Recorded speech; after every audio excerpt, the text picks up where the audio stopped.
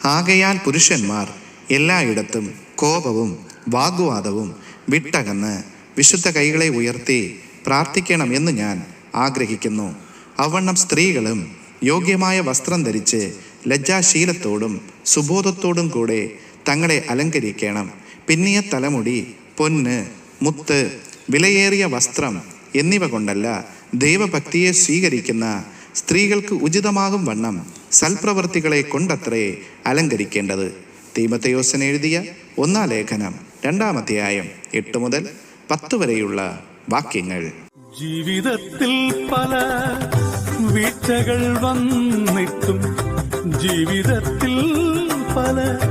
വീഴ്ചകൾ വന്നിട്ടും ഒട്ടും നിഷേധിക്കാതെ